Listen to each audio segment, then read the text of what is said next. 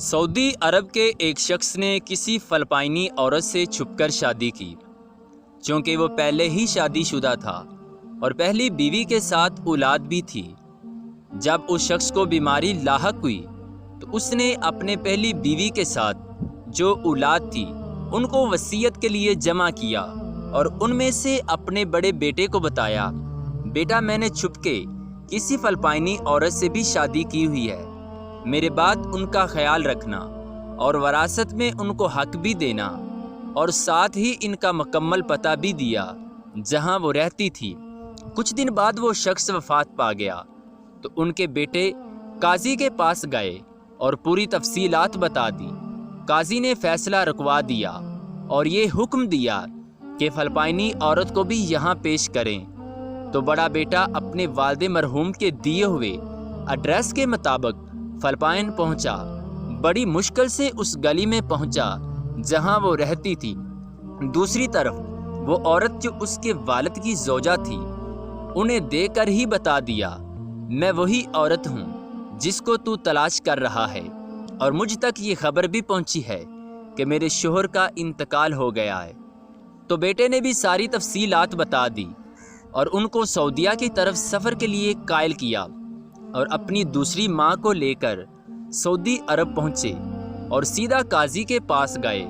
तो उस औरत के हिस्से में 8 लाख रियाल आए, जो पाकिस्तानी रुपयों में तकरीबन 2 करोड़ 16 लाख के लगभग बनते हैं। और साथ ही काजी ने हुक्म दिया इनको उम्रा की अदायगी के बाद फ़िलिपाइन रवाना किया जाए। बड़े बेटे ने ऐसा ही किया। उसके वाक़े के ठीक 4 साल बाद बड़ा बेटा फ़िलिपाइन अपनी दूसरी माँ से मिलने और हाल अहवाल पूछने की गरज से गया। तो वहाँ पहुँचकर उसको बहुत ताज्जुब हुआ और उससे कहा, माँ जी आपको इतनी बड़ी रकम वरासत मिलने के बावजूद वही पुराने खस्ता हाल मकान में रह रही हैं। माँ जी उसका हाथ पकड़कर एक जगह पर ले गई जहाँ एक बड़ा इस्लामी अदारा कायम था। वहाँ हिफ्ज़ुल कुरान का शोबा भी था और यतीम खाना भी।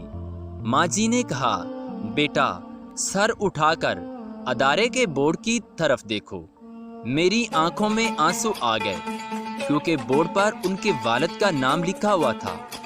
इस नेक सिफ्त औरत ने कहा, मैंने ये अदारा अपनी वरासत के पैसे से बनाया है और अपने शोहर के नाम पर वक्फ किया है ताकि इनको इस अदारे की वजह से सवाब मिलता रहे। ये थी सच्ची मोहब्बत, वरना इस पैसे से वो एक आलीशान बंगला भी बना सकती थी।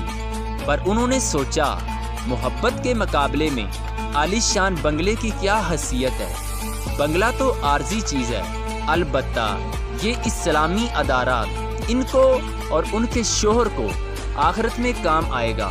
जब बेटा सऊदीया वापस आया तो अपनी दूसरी माँ को भी और भाइयों को भी इस बारे में आगाह किया। तमाम भाई इस रात जागते रहे और बाहम मिलकर चंदा जमा किया।